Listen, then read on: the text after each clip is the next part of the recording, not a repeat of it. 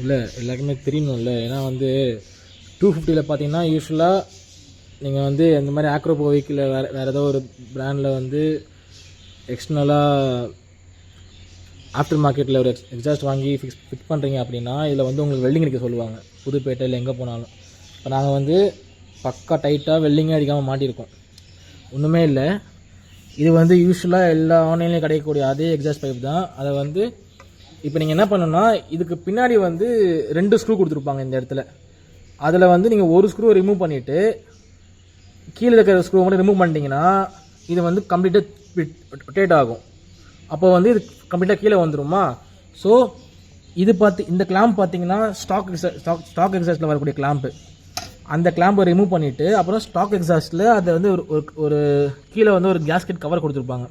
அது வந்து நீங்கள் கம்ப்ளீட்டாக அதில் வந்து பேர்த்து எடுத்துடணும். எடுத்துகிட்டு ஸ்டாக் எக்ஸாஸ்ட்டை வந்து ஒரு கொஞ்சம் அது வந்து அந்த இதில் உட்காராத மாதிரி தான் இருக்கும். அந்த பொசிஷனில் இந்த பைப்பை உட்கார வச்சிட்டிங்கன்னா, இது வந்து தனி பைப் வாங்கணும். நாங்கள் இது எக்ஸாஸ்ட் பைப் வாங்கிட்டு அதுக்கப்புறம் இது ஆஃப்டர் மார்க்கெட்டில் இது வாங்கினதும் உட்கார வச்சிருக்கோம். வெல்டிங் அடிச்சதோடு ஸ்ட்ராங்காக இருக்குது பாருங்கள் அந்த எக்ஸாஸ்ட்.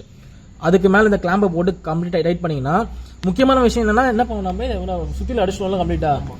இந்த எக்ஸாஸ்ட் பைப் வந்து நீங்கள் மார்க்கெட்டில் எங்கே வாங்கினாலும் ஒரு மவுத் வந்து டிஃப்ரெண்ட்டாக இருக்கும். ஸோ நீங்கள் மவுத்தை என்ன பண்ணணும்னா கம்ப்ளீட்டாக வந்து இதே மாதிரி ஃப்ளாட் ஆக்கிக்கணும். நீங்கள் உங்களுக்கு அமேசான் ஃப்ளிப்கார்ட்டில் பார்த்ததே தெரியும். இந்த எக்ஸாஸ்ட் பைப்போட மவுத்தை வந்து இந்த பைக்கோட இந்த மவுத்துக்கு ஏற்ற மாதிரி அந்த மவுத் வந்து சுற்றி வச்சு தட்டிக்கோங்க. கம்ப்ளீட்டாக தட்டி இது ரவுண்டாக ஆக்கிட்டு ஒரு பக்கம் கொஞ்சம் நல்லா தட்டினீங்கன்னா அந்த கேப் இல்லாமல் ஃபில் ஆகிடும். மெயின் திங் என்னென்னா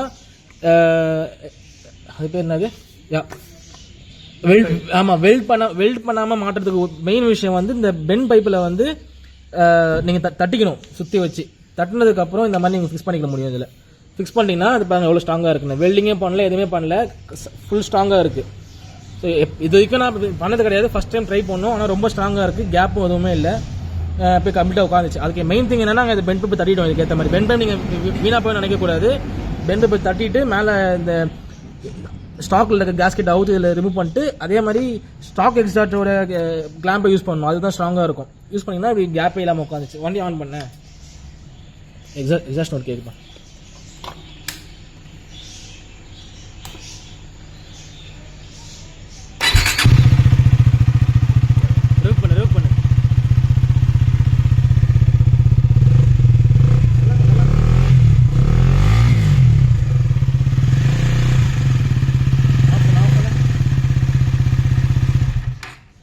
எந்த ஒரு லீக்குமே இல்லைங்க, எந்த ஒரு லீக்கேஜுமே இல்லை எங்கேயுமே.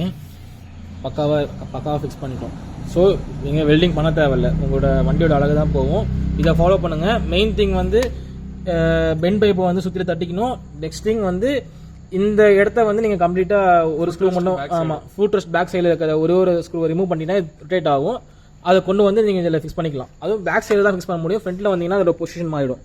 இப்போ பார்த்தீங்கன்னா பொசிஷன் நீட்டாக இருக்குது பாருங்கள். Okay, thank you.